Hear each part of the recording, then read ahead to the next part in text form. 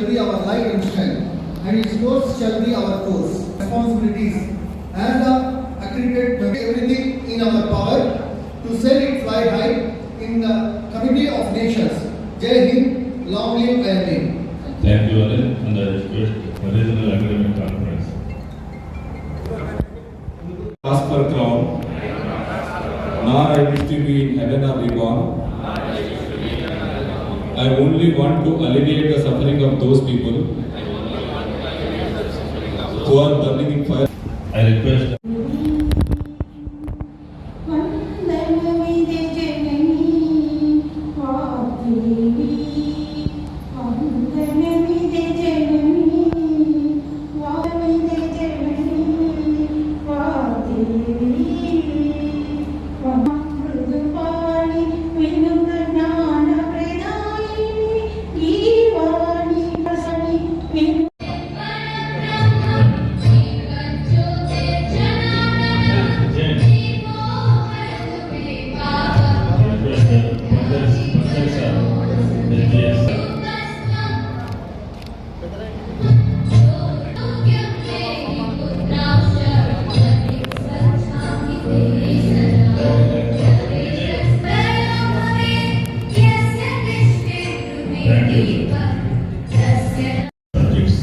as part of achieving this object, we are organizing these regional academic conferences in all the zones every year.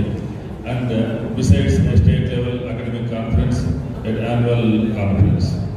And we have College of General Practitioners, we have Academy of Medical Specialties wings at both national and state level to look after the academic activity of the Indian Medical Association. And on August 3rd and 4th in Rajahmundry, we are organizing the CGP South Zone Conference also.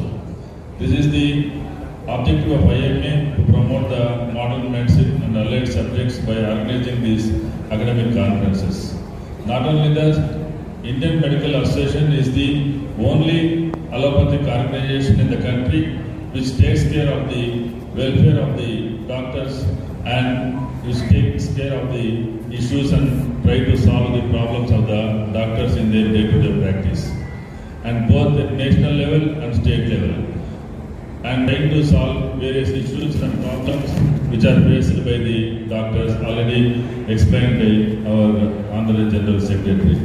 And mainly to amend the act to make the culprits prevent the violence on hospitals and doctors, and standard operating procedure while registering a case on doctors when a death occurs by the police, and single window system of registration, and also regarding the pollution control board and fire safety issues, we are trying to solve our issues.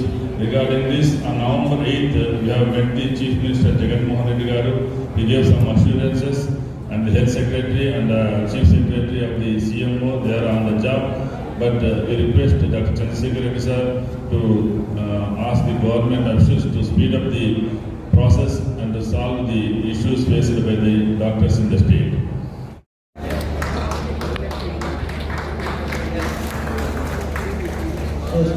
So next State Secretary Dr. Faridar, do we have ready?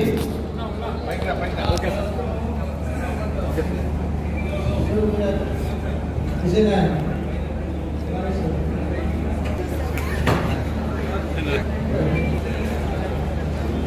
Dr. Balamadaya, to be honored by State Secretary, Honorable Secretary Faridar.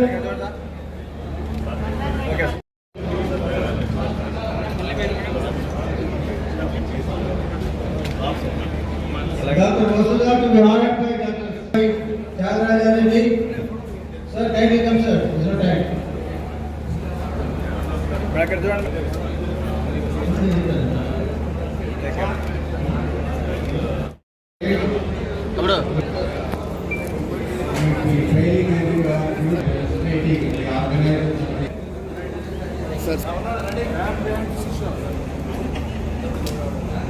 Sir, ready, sir?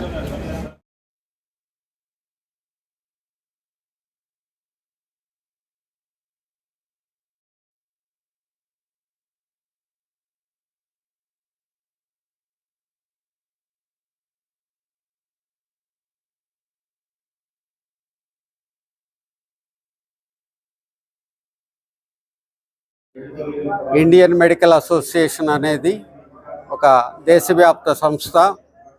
దీంట్లో modern medicine, దేన్నైతే మనం allopathy అంటామో, దాంట్లో MBBS వర్గానికి చెందినటువంటి వైద్యులు ఉండే సభ్యులుగా ఉండే సంస్థ ఇది. దీంట్లో దేశవ్యాప్తంగా 1764 శాఖలు ఉన్నాయి, ఇట్లా ప్రొద్దుటూరులో ఉన్నట్టుగా. అట్లాగే సుమారు 4 లక్షల మంది సభ్యులు దీంట్లో ఉన్నారు. 4 లక్షల మంది సభ్యులతో ఉండేటువంటి ఏకైక వాలంటరీ సంస్థ, ప్రపంచంలోనే అతిపెద్ద సంస్థ ఇండియన్ మెడికల్ అసోసియేషన్.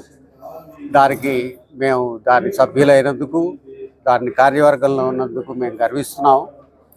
ఈనాడు దేశంలో వైద్య ఆరోగ్యానికి సంబంధించినటువంటివి ముఖ్యంగా ప్రజాపక్షంగా చూస్తే చాలా సమస్యలు ఉంటా ఉన్నాయి.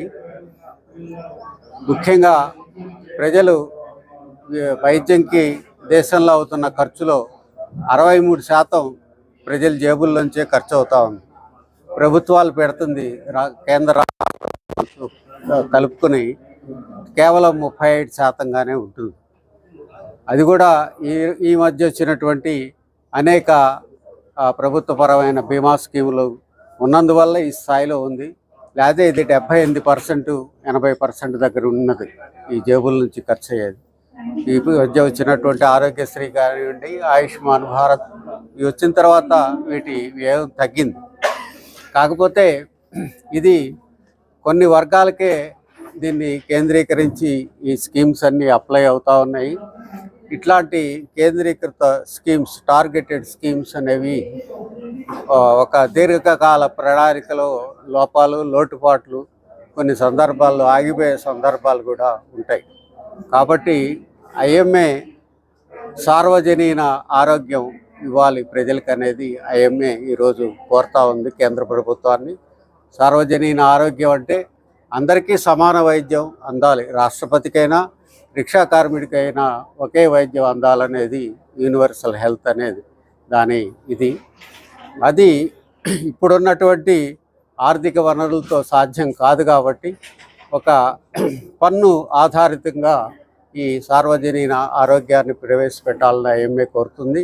ఇప్పుడు విద్యా సెస్ ఎట్లా విధిస్తున్నారో అట్లాగే మనకి వచ్చే ఇన్కమ్ ట్యాక్స్లో కానివ్వండి, సేల్స్ ట్యాక్స్ అన్నిట్లో కూడా ఈ ఆరోగ్యానికి కొంత అమౌంట్ కలిపితే మొదట్లో వినేవాళ్ళకి భారం అనిపిస్తుంది. కానీ ఇప్పుడు జేబుల నుంచి ఖర్చు అవుతున్న 67% ఖర్చుతో ప్రజలు ప్రతి సంవత్సరం 5.5 కోట్ల మంది దారిద్ర్యకి దిగువకి వెళ్ళిపోతున్నారు. కేవలం ఆరోగ్యాన్ని రక్షించుకోలేక, ఆరోగ్యాన్ని ఖర్చు వల్ల వారు దారిద్ర్యరేఖ దిగువకి వెళ్ళిపోతూ ఉన్నారు. అది చిన్న ట్యాక్స్ శాతంతో దాన్ని సార్వజనీన ఆరోగ్యం కింద ప్రభుత్వం మార్చగలుగుతుంది ఒకటి చెప్తా ఉన్నాము. అట్లాగే కేంద్ర ప్రభుత్వం ఈ మధ్య సమీకృత వైద్యం అనేది ఏదో ఒకటి మొదలు పెట్టాలని చూస్తుంది. అంటే ఈ అల్లోపతి వైద్యాన్ని, ఆయుర్వేదాన్ని, హోమియో, అట్లా యునాని, సిద్ధ, వీటిలన్నిటి కలిపి ఒక కిచిడి వైద్యం తయారు చేయాలనేది ప్రభుత్వ విధానం. అది కరెక్ట్ కాదనేది మా అభిప్రాయం. ముఖ్యంగా ఈ వివిధ వైద్య విధానాలు ఉన్నప్పుడు ఆ ఛాయిస్ ప్రజలకి వదిలేసేయాలి ప్రభుత్వం.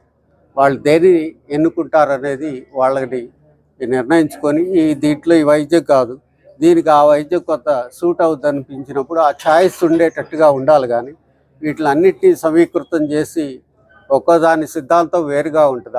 ఆ సిస్టమ్కి ఈ సిస్టమ్కి ఇలాంటి సిద్ధాంతాలని కలిపి ఒక వైద్యం తయారు చేయాలనే ఒక ప్రయత్నం అనేది కరెక్ట్ కాదని IMA అనేక వేదికల నుంచి మేము చెప్తున్నాం. నమస్కారం అండి. ఈరోజు మార్చి 3వ తారీఖు IMA స్టేట్ జోన్ 3 చాప్టర్ది కంటిన్యూస్ మెడికల్ ఎడ్యుకేషన్ ప్రోగ్రామ్ జరుగుతూ ఉంది ఇక్కడ ప్రొద్దుటూరులో. దీనికి అందరూ దాదాపు 485 మంది రిజిస్టర్ చేసుకున్నారు. 250 మెంబర్స్, 480 మెంబర్స్ రిజిస్టర్ చేసుకొని అందరూ అటెండ్ అయ్యారు. స్పీకర్స్ కూడా అందరూ నేషనల్ ఇంటర్నేషనల్ స్పీకర్స్ కూడా ఉన్నారు. ఇది part of the continuous medical education for all the doctors. అందరికీ డాక్టర్లకి మొన్న చెప్పినాను, కంపల్సరీగా 5 ఏళ్లకు ఒకసారి రెన్యువల్ ఉంటుంది రిజిస్ట్రేషన్. సో సిఎంఈలు ఇటువంటివి అటెండ్ అవుతూ ఉండాలి. దేశంలో ఎక్కడ జరిగినా కూడా అందరూ వెళ్తూ ఉంటారు. సో మనకు ప్రొద్దుటూరుకి ఈసారి అవకాశం ఇచ్చారు. దానికి స్టేట్ ఐఎంఏ వాళ్ళకి థ్యాంక్స్ చెప్పుకుంటున్నాము. మనం ప్రొద్దుటూరులో ఈరోజు హోస్ట్ చేస్తున్నాము. Thank you. అందరికీ నమస్కారం. మొదటగా ఇంత గొప్పగా జోనల్ సీఎంని ఆర్గనైజ్ చేస్తున్నటువంటి ప్రొద్దుటూరు ఐఎంఏ శాఖకు అభినందనలు తెలియజేస్తున్నాం. ఈరోజు డాక్టర్లలో నర్సింగ్ హోమ్స్ అసోసియేషన్లో ఒక నర్సింగ్ హోమ్కు సంబంధించినటువంటి అనేక రకాలైనటువంటి సమస్యలు ఉంటున్నాయి. ఏ డాక్టరు కూడా ఏ రోగిని కూడా ఉద్దేశపూర్వకంగా నెగ్లెక్ట్ చేయడం కానీ లేకపోతే తన స్కిల్ను పోగొట్టుకోవడం కానీ ఎప్పుడూ ఉండదు. ఇప్పుడున్నటువంటి జబ్బుల కారణంగా రోగి ఆ వచ్చిన జబ్బుకు ఆ శరీరము ట్రీట్మెంట్కు సహకరించని పరిస్థితుల్లో కానీ లేకపోతే జబ్బు యొక్క తీవ్రత కారణంగా ఏదైనా ప్రమాదాలు సంభవించినప్పుడు లేదా రెఫర్ చేయాల్సి వచ్చినప్పుడు అనేక రకాలైనటువంటి సంఘాలు, పేషెంట్ల తల్లిదండ్రులు వాళ్ళు కాకుండా అనేక రకాల సంఘాలు వచ్చి ఈరోజు హాస్పిటల్స్ పైన దాడులు చేయడం లేకపోతే ఫిజికల్గా అటాక్ చేయడం అనేది జరుగుతుంది. దీన్ని Andhra Pradesh private hospitals and nursing homes association IMA తీవ్రంగా ఖండిస్తూ ఉంది. అదే సమయంలో పేషెంట్కు రోగికి అన్యాయం జరగాలని మేము ఎక్కడా కోరుకోవట్లేదు. రోగి తనకు న్యాయం జరుపుకోవడానికి పోలీస్ స్టేషన్లో కంప్లైంట్ ఇవ్వచ్చు, న్యాయస్థానాలను ఆశ్రయించవచ్చు. న్యాయబద్ధంగా రోగి దాని మీద పోరాటం చేస్తున్నప్పుడు ఖచ్చితంగా మేము కూడా సహకరిస్తాం. ఈరోజు అదేవిధంగా హాస్పిటల్స్ రిజిస్ట్రేషన్ విషయంలో కూడా అనేక రకాలైనటువంటి షరతులు పెట్టడం వల్ల ఒకవైపు ఫైరు, ఇంకొకవైపు బయోమెడికల్ వేస్ట్, ఈ విధంగా ఉండడం వల్ల భారం ఎక్కువ అవుతూ ఉంది. అదేవిధంగా మరి వీటన్నింటినీ కూడా సింగిల్ విండో సిస్టమ్ కింద హాస్పిటల్ రిజిస్ట్రేషన్ అనేది ఒక 10-15 పర్మిషన్లు తీసుకోవాల్సినటువంటి పరిస్థితి ఉండడం వల్ల వాటన్నిటినీ కూడా ఒక సింగిల్ విండో కిందకి తీసుకొచ్చి వాళ్లకు ఏదైతే అనుమతులు అవసరమో న్యాయపరంగా లేకపోతే పేషెంట్ రక్షణ విషయంలో ఏవేవైతే నిజమైనటువంటి అవసరాలు ఉన్నాయో వాటన్నిటిని చూడడానికి మేము పర్మిషన్లు తీసుకోవడానికి ఎటువంటి అభ్యంతరం లేదు. కానీ అనవసరమైనటువంటి పెట్టడం వల్ల చాలా ఇబ్బంది అవుతుంది. కాబట్టి ఇటువంటి డాక్టర్లకు సంబంధించినటువంటి చట్టాలను చేసేటటువంటి విషయంలో కేవలం ఐఏఎస్లు ఐపీఎస్లే కాకుండా డాక్టర్లందరూ కూడా వాళ్ళ దాంట్లో డాక్టర్లను కూడా ఇన్వాల్వ్ చేస్తే అక్కడ నిజంగా పేషెంట్లకు ఏమవసరం, అది ఏ విధంగా ఉంటుంది అనేది సక్రమమైనటువంటిది ఉంటుంది. కాబట్టి ఐఏఎస్ ఐపీఎస్ మాదిరిగానే ఇండియన్ మెడికల్ సర్వీసెస్ గతంలో ఉండేటివి ఇండియన్ మెడికల్ సర్వీసెస్ కూడా పునరుద్ధరిస్తే బాగుంటుంది.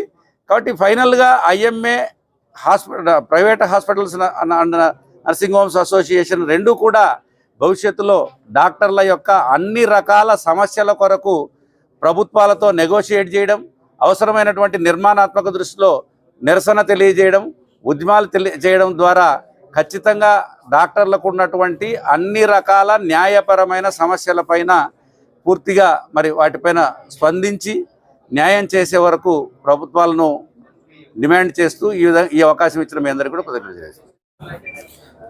దేశానికి మనము ఒక ఆరోగ్యశ్రీ 108 ఎలా ఇచ్చామో మన రాష్ట్రం నుంచి మిగతా రాష్ట్రాలు ఎలా నేర్చుకున్నాయో ఇప్పుడు ముందు ఈరోజు ఓ ఫ్యామిలీ డాక్టర్ కాన్సెప్ట్ అయినా, మనం చేసిన జగనన్న ఆరోగ్య సురక్షలో భాగంగా స్క్రీనింగ్ క్యాంపులైనా, మెడికల్ కాలేజీలు నిర్మించడమైనా, గ్రామీణ వైద్యం విలేజ్ హెల్త్ సెక్రటేరియట్ దగ్గర నుంచి టీచింగ్ హాస్పిటల్స్ వరకు ఎలా ఇంప్రూవ్ చేసి ఒకదానికొకటి ఎట్లా కనెక్ట్ చేసి మనం ఇంప్రూవ్ చేస్తున్నామో రేపు మన దేశానికి దిశానిర్దేశం ఆరోగ్యపరంగా మన రాష్ట్రం చేయబోతోంది.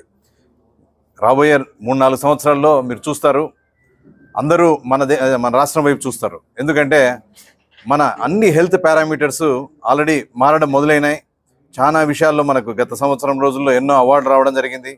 ఇవన్నీ ప్రజలకు చేరిన తర్వాత కొన్ని పారామీటర్స్ మారి మన వచ్చే పక్షపాతం 30 అయినా, గుండెపోటు 30 అయినా వచ్చిన తర్వాత దానికి తక్షణ వైద్యమైనా, ఇవన్నీ ఏవైతే కార్యక్రమాలు చేపడుతున్నామో వీటి ఫలితాలను మనం చూడడానికి ఒక 2 to 3 ఇయర్స్లో మనకు అందరూ మీ అంతకు మీరే చూస్తారు, ఎవరు చెప్పాల్సిన పని లేదు దానికి. సో ఈ రకంగా నాడు నేడు పేరుతో మనం ఏదైతే ఈ కార్యక్రమాలు జగన్మోహన్ రెడ్డి గారు ప్రవేశపెట్టారో వీటి ద్వారా ప్రతి ఒక్కరూ ఈ ఆరోగ్య రంగంలో కావచ్చు, విద్యారంగం కావచ్చు, వాళ్ళు దీనివల్ల ఎంతో వాళ్ళ సంక్షేమాన్ని తీసుకుంటున్నారు. ఇది కేవలం సంక్షేమం కాదు, ఇది ఈ ఆరోగ్యంగా ఉన్నప్పుడే మనం చేయగలిగిన పనులు కానీ, మన ప్రొడక్టివిటీ కానీ, మన ఎకనామిక్స్ కానీ అన్నీ మారిపోయేది కేవలం ఈ ఆరోగ్యాన్ని ఇంప్రూవ్ అయినప్పుడు మాత్రమే.